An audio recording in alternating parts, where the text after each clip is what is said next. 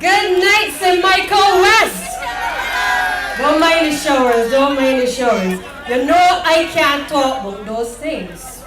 But the good thing about this country is that the people of Barbados are doing the talking for me.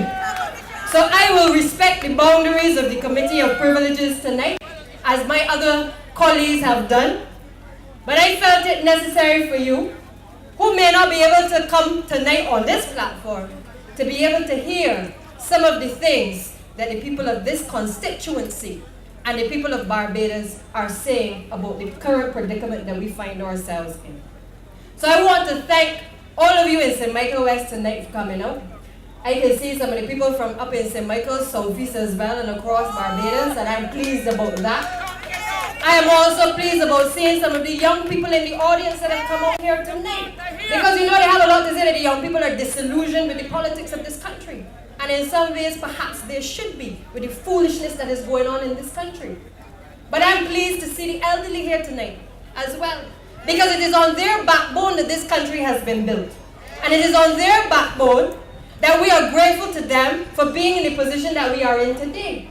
But as we watch what is happening across this country, we know that they are here tonight because they have concerns about the future of this country and the predicament that Barbados finds itself in. Now, I can't talk about Committee of Privileges, but I'm going to talk about integrity. Because integrity in public life is not about any one individual. Integrity in public life is about the way in which the people of this country view the political office that we hold in Parliament. And when it is that you come to the people of a country with election promises back in 2008, promising to do a number of things, and criticizing the Barbados Labour Party for being a corrupt government, for being a government that was doing all kind of wrong things, and then you are going to mount a platform telling the people that you will now be a government once you get to office that is transparent, that is accountable, that talks with the people of this country. They said that they would have meetings, they would have press conferences, and they would talk to the people of Barbados, and ministers would be accountable. They even said they would sign a ministerial code of conduct. They rushed in a hurry just before the 2008 election, and they held a press conference in which they pulled down some documents off of the World Bank's website to tell the people of this country that they were presenting to them a code of conduct and that they would ensure that Freedom of Information Act would be passed in the Parliament of Barbados once they came to office.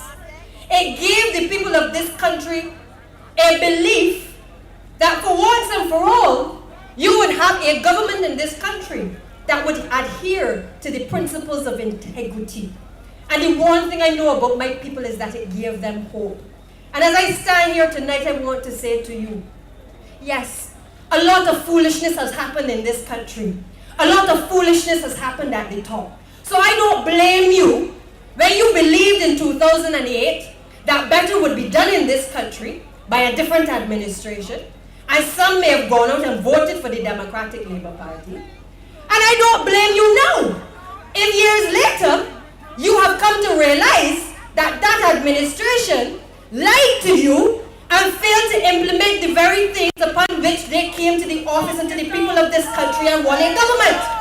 I can't blame you. But what I am here tonight to make it abundantly clear to you about is that I take the view that integrity in public life is a serious thing. And even when I heard the former leader of the Democratic Labour Party speak about integrity in public life, I also believe that whether it was Barbados Labour Party or Democratic Labour Party administration, that this was a principle upon which persons who were seeking public life would come to public life and try their best to uphold. And I still to this day believe that those principles must be held by any administration and any individual seeking to hold political office. We owe it to the people of this country. And I have a problem when you educate a people, when you champion the Right Excellent Errol Barrow, and you speak about free education, you educate a people then turn around and tell them, after they look to the rest of the world, and they see examples being set in the rest of the world in other parliaments, and they see principles and ethics being employed by people in other jurisdictions, that those things that we may aspire to as a people are not the things that we should have in Barbados. I have a problem with that. Because you will well know, we can all log on to the internet today. We can all go online and we can find out about what is happening in other territories throughout the Commonwealth. We are influenced by what happens overseas. If you see a new fashion come out, you decide that you want to get the latest in whatever it is that it has been released. If it is new music, people want to get it. How is it that after giving a people free education to be able to think for themselves, this administration that has championed that will now look upon the same said people and want to tell you that you must shut off the value systems and the ethics of jurisdictions outside? They don't apply to us in Barbados. How is that? And as a young person, and I keep saying I am young, but I am mindful that when the next person comes who is younger than me, I am not young no more. But I am going to hold on to it for as long as I can. Now, how is it that the young people are supposed to look up to persons in public life? And you heard the people earlier, all of you say to me, no matter where I go in Barbados, there's a disappointment and a disillusionment that pervades across this society. People, we are getting downgraded by all the rating agencies. A Prime Minister poo-poos the results of all of these rating agencies. But we're being downgraded within our own society by our own people. And if it is that Barbadians, having been educated, are now not able to speak out and call for a change in their society, something is wrong. Because the younger generation will judge us on what we stand up for, you know. I sit in Parliament and I say to the leader of the Barbados Labour Party often, when we get to government, there are things we must change. It cannot be business as usual. When I look at the stained glass in the House of Parliament, the people don't look like me. But when I look across the floor, and when I look to the left and the right and the clerks of Parliament, they look like me. And I ask myself, why is it that we hold on to a system that has brought us this far? Yes. But why do we hold on a system now that we have an education that is not serving the people of this country? When you go to Europe, when you go to London, for instance, any part of the UK, you will watch something called parliamentary question time in the House of Commons. We have had on all order papers in this country for the time I was in the Senate, and it sickens me because we ask questions of the Democratic Labour Party, and not one of them answer the questions that are on the order paper. And I say to myself, we have a system that is not serving the people of this country. That is a way through which we can ask questions, not just be able to debate on the floor of Parliament, but that is a way that we are supposed to be able to ask questions of the people who run this country. The Prime Minister, they have Prime Minister question time, but of God, if we put the Prime Minister to talk, we ain't gonna hear nothing from him. That's the problem. And they perhaps know that. So they avoid the very things upon which they know in their heart. Because they'll whisper to us in the lunchroom, they'll whisper to us in the corridor that things are not well and that they know we can do better. But then even when they say, when they have to vote, they don't vote with their conscience. And that is what is causing the disillusionment across this country. That is what is causing people not to care about what happens today or tomorrow or the next day. That is what is causing people to say politicians, that they don't represent the people. Politicians, they're all the same. Lawyers are all the same. But I stand here tonight to say to you, we are not all the same. The Barbados Labour Party has a proud record of outstanding people representing the people of this country.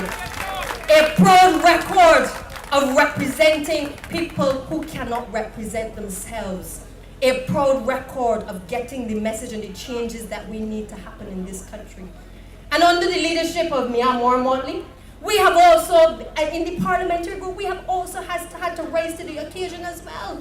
Because it can't be business as usual from within our own the corridors of the Barbados Labour Party. We have had to take a position that we also must be governed by certain codes of conduct as well. And I stand here tonight to say that that is the beginning of the transformation that has to happen in this country. We can't come and tell you, you must do something if we are not doing it ourselves. And if it is, that some people say, as I have heard some people who have gotten the honors from the Queen, saying that, well, the Barbados Labour Party should be talking because these things happen on the Barbados Labour Party.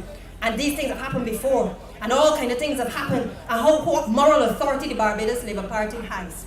And I say to you tonight, the problem in this country with the Democratic Labour Party is that they believe that once something has happened before, it must continue to happen.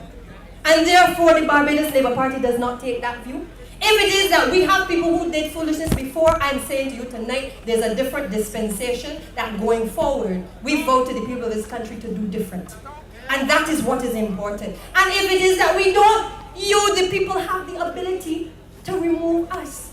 But the fact of the matter is that we have to take a position that when we look at the people on the outside and we see how they run their countries, and we see how accountable they are to their people, and we see how people get to have a say and to participate in a democracy in the countries that they want to live in, the Barbados Labour Party cannot be continued to be run by a constitution either that does not serve the interests of its people. And we have had to come to a position where we cannot be fearful of change, because change is coming. We hear every day in our constituencies. There's a movement amongst the people. Even as I move through St. Michael West, I hear the concerns of the people. People are wanting change. But you know the common thing that is asked from whether it is the business society to the low-income people, the middle-class people, you know what everybody is asked? Ms. Bradshaw, how we can get change? What are the people supposed to do? Because there's a perception that the only people who can bring about change in this country are the politicians, or that you can only bring about change by an election. And while that may be the constitutional way to bring about change, the reality is that each of you have a voice. And it is not enough for you to come in close quarters with us and say, well, when we can get rid of the government, they're doing foolishness. You have to take it upon yourselves to take whatever action is necessary to be able to get your voices heard. There are calling programs, and again, we look on the outside and we see people making change. And we ask ourselves, how they can get change, but in Barbados, no change can come unless you have an election. Well, if you people do not start to stand up and speak for yourselves as well, and to agitate, and to also give the Barbados Labour Party a mandate to bring about change, there is nothing that the Barbados Labour Party can do on its own. And we need the people. And the fact that many of you are here tonight sends a signal as well that you also, by your numbers, want to send a message, yes, that you are tired of the Democratic Labour Party and the nonsense that we face in this country. And therefore, integrity must stand at the core of whatever we do, not only as a political party, but as a people. And yes, people make mistakes in public life. People make mistakes every day. But the one thing that I was taught growing up is that when you make a mistake, you have to be man or woman enough to admit you have made a mistake. That is where the forgiveness comes. You understand? And in this constituency, I'm proud that in St. Michael West, you have the Reverend. The Reverend is a man that reminds me of my father, you know, because he's of that generation that learns a lot from the young people. And he will move through this constituency and he will come to, like Delisle, to understand that it cannot be business as usual. And his level of representation that he's brought to this constituency is second to none. Even in opposition, the great Reverend is there still representing the people of this constituency. But the reality is that the people, as I talk to you, each and every one of you, there is disillusionment about the political process. There's a feeling that nothing can be done and nothing better will be done. And it has come from the fact that the Democratic Labour Party has led us to believe that we as a people can no longer punch above our weight. That we as a people are affected by all the international factors, but at the end of the day that we can do nothing to change our circumstances. And I say to you tonight that that is not the case. The people have the power to be able to effect change. And change is only going to come. Change has only come in every territory of the world where people stand up and be counted for what they believe to be right. And there will come a time where I will be able to talk, where the shield of the Committee of Privileges will be lifted. and where I will be free to speak once again. But until that time comes, understand the Barbados Labour Party is also guided by the people of this country. Because if you say you accept the status quo, then we're going to have to back off. But if it is that you believe in your heart of hearts that change must come, then you must give us and continue to give us the mandate to be able to fight for that change and to hold the people of this country accountable. The world is watching Barbados. This is not a situation any longer where we can believe that everything that happens in this country in our parliament is only in our parliament and only in this 166 square miles. The world is watching the reaction of Barbadians. It is watching the reaction of the people in public life. And it is holding Barbados to a standard to which we have signed on to all of the international conventions across this world. And tonight, when I speak of integrity and I speak of the situation that we find ourselves in the country, I want to talk about the fact that everywhere I go, I constantly hear that there is disappointment with promises made by the Democratic Labour Party. Now, we in the Barbados Labour Party believe that when we put things in a manifesto, it is almost our building of a relationship with the people of this country. So at the end of the day, we know going forward we cannot put things in our manifesto that at the end of the day we cannot deliver. But here's the challenge that I have. In 2008, the Democratic Labour Party came to the people of this country and they told the people who were in the housing units that if you had lived in the house for over 20 years, you would acquire your housing units for free once you had paid up your monies. 2008, people had hope. People believed that yes, the units that they were in, they've been paying this money, and therefore they would now become entitled to be able to own the unit and to make improvements to the property which they had occupied over the years. But here's the catch. This is now 2015. And across this country, several persons have not received their conveyances for the unit in which they live. And I speak even in St. Michael's Southeast, not one has been conveyed. An administration that gave hope to hopeless people and continues to give hope and ends up causing people to feel hopeless and to feel a sense of hopelessness in this country. Because when you feel that you are going to own a piece of the wall, you start to feel elated that you can now make improvements and take the little money that you got to be able to make improvements to the place where you live. And therefore the Democratic Labour Party came just before the last election again, because it didn't complete it in the first term. And they came to the people of this country and they told them they would enact legislation to be able to ensure the transfer of the conveyances happen. Again, they lied to the people of this country in terms of the delivery of those conveyances because they have not happened to this day. And if it is going forward that we are to allow people to believe what we say, then it means straight up that we have to ensure that when we say we are going to do something, that we do it. Because when they said they were enacting integrity legislation, to the best of my knowledge up to today, the legislation has not been proclaimed. And I wanted to ask about that tomorrow on the calling programs. Where is the integrity legislation that the Democratic Labour Party touted, that they beat up the chest in the 2013 election and said, look, we brought it to the people of this country. It can't even get the stamp of the Governor General of this country. And why? Because it would require them to disclose what they had before, and I hear Trevor saying some things just now, and also they will have to disclose what they have now.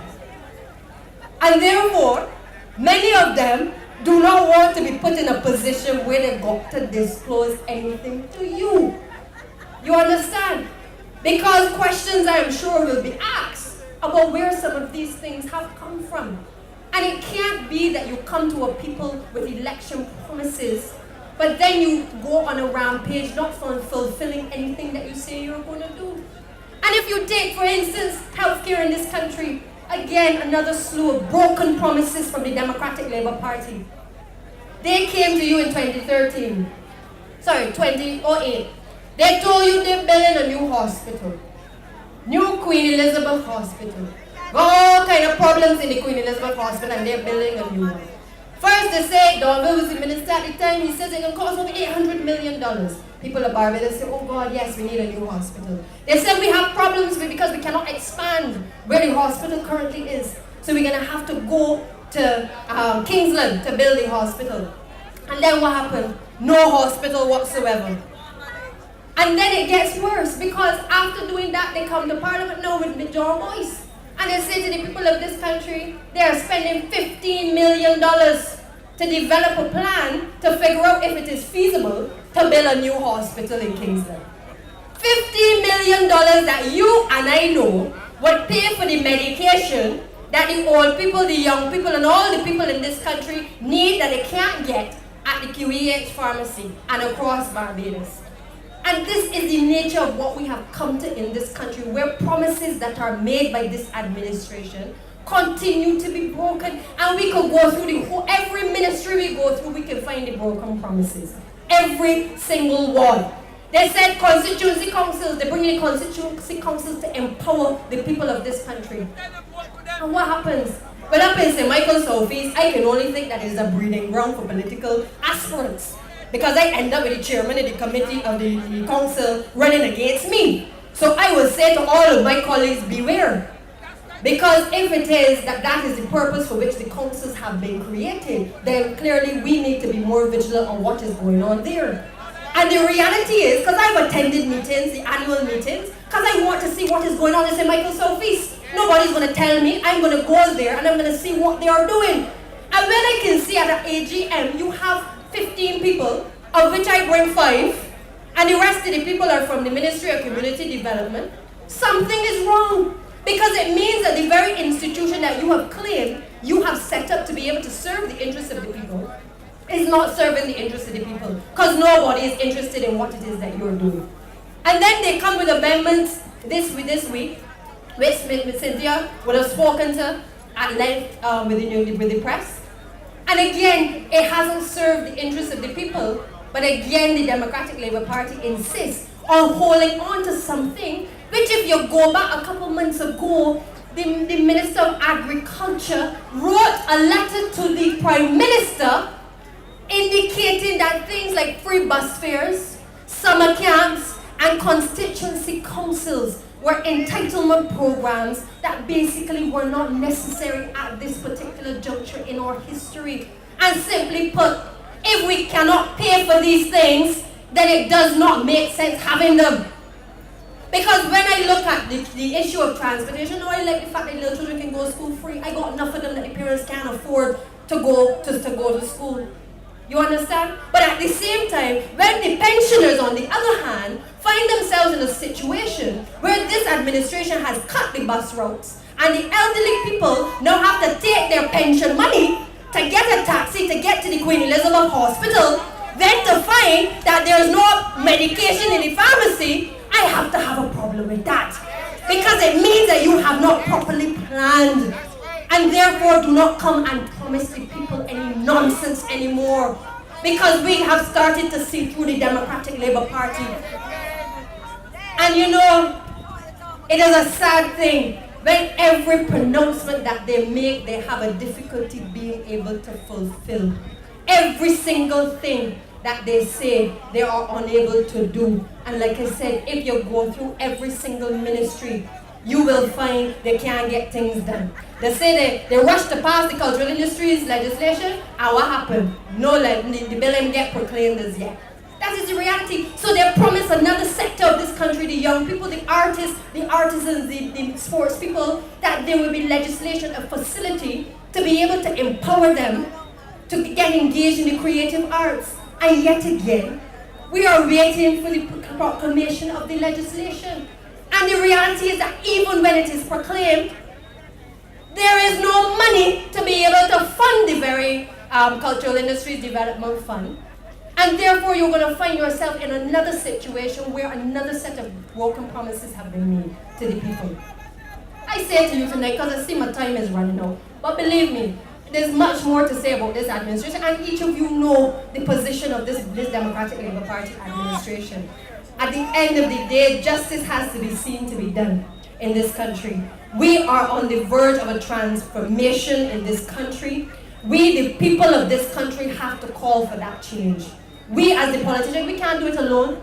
And therefore, it depends on the people to be able to say to us where it is that you want to go. And this disillusionment This disillusionment of the political process has to come to an end. People fought in this country and died to be able to have the right to vote, to be able to have a say in their destiny. And no Democratic Labour Party must ever be allowed to take away what the people of this country, the elderly people of this country have worked to be able to give and to put a foundation for the people of all races, all classes in this country. We must never allow a Democratic Labour Party to do so. If it is that they want to do away with the legacy of Errol Barrow, that is a matter for them. Because this is the first Errol Barrow Day that I have heard in my years where they don't even talk about free education anymore. So you're going to have a generation coming up very shortly that is not going to even remember, apart from independence, what the great Excellent Sarah Walton Barrett did for this country. And it is a shame. And I want to end on this point. And this is the final point on showing you, the people of this constituency and Barbados, that we are going down a slippery slope. Back in 2011, the Prime Minister said to this country, we are not doing away with tertiary education. Tertiary education is here to stay. Anybody who is touting that, they got it wrong. The Democratic Labour Party built this country on free education. It is important for the advancement of the people of this country. He went up to Canada to address the Democratic Labour Party branch. And he told the people at the branch, his mother was a maid. His mother had to pay $24 to send him to the foundation school to get an education. And that when the Right Excellent Errol Barrow would have allowed persons to be able to get a free education in this country, he benefited from free education. And the very thing that he benefited from, he has taken away from all of you and the generations to come. And then he has the goal to then come back last year after the budget and say to the people of this country that Errol Barrow never said that free education was to last forever. I tell you, boy, education is a hell of a thing. And I will end on this. I have an education. You have an education. We can look to where all the outside to be able to see what happens outside. I will not stand here and tell you that we take everything from the outside. But I say to you tonight that we must take some things upon which our ethics and our morals and our value systems must stand for something in this country. And the Barbados Labour Party remains committed to being able to take this country forward. I thank you, Barbados.